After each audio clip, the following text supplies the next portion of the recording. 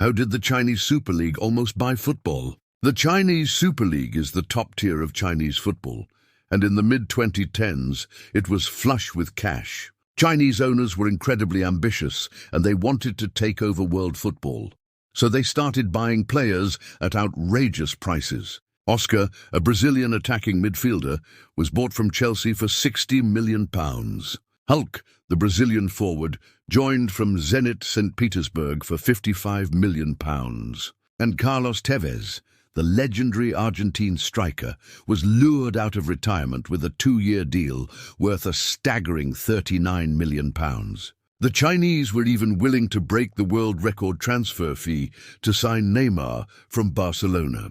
They had agreed a deal in principle with the player and the club, but the deal fell through because the Chinese league was just too expensive. Having big-name players like this attracted huge crowds. The average attendance at CSL matches increased from 20,000 to over 50,000 per game. But it wasn't sustainable, and the crowds didn't even fill half of the enormous stadiums that were being built across the country. These included the Bird's Nest, which has a capacity of 80,000 people, and the Shanghai Stadium, which can hold over 60,000 spectators. To make matters worse, having spent so much money on wages and transfer fees, the Chinese Super League found it hard to attract big sponsors. Local companies were reluctant to get involved because they knew that the league was a financial black hole. Having spent all this money, the Chinese were desperate for success. They had hoped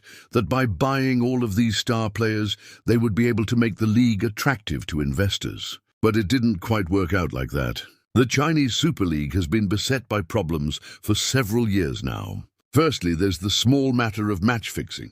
In 2019, 13 people were given suspended prison sentences for manipulating the results of lower league games. Then in 2020, the Chinese Football Association admitted to a betting scandal involving several top-tier teams. But perhaps the biggest issue facing the CSL right now is the lack of any real domestic competition. You see, while the Chinese have been buying up all of these big-name players, the standard of the league has actually got worse. This is because the Chinese Super League is made up of teams owned by local governments. Now, these teams aren't like normal football clubs. They're not run by fans or wealthy businessmen. They're run by local politicians who are only interested in one thing: winning. So what they do is they simply buy a bunch of overpaid foreign players and a couple of local stars, and then they steamroll the opposition. For example,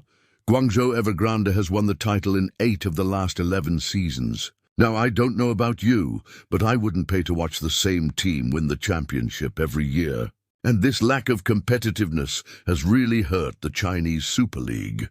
Attendances have plummeted in recent seasons, and the whole project of the CSL has kind of fallen apart.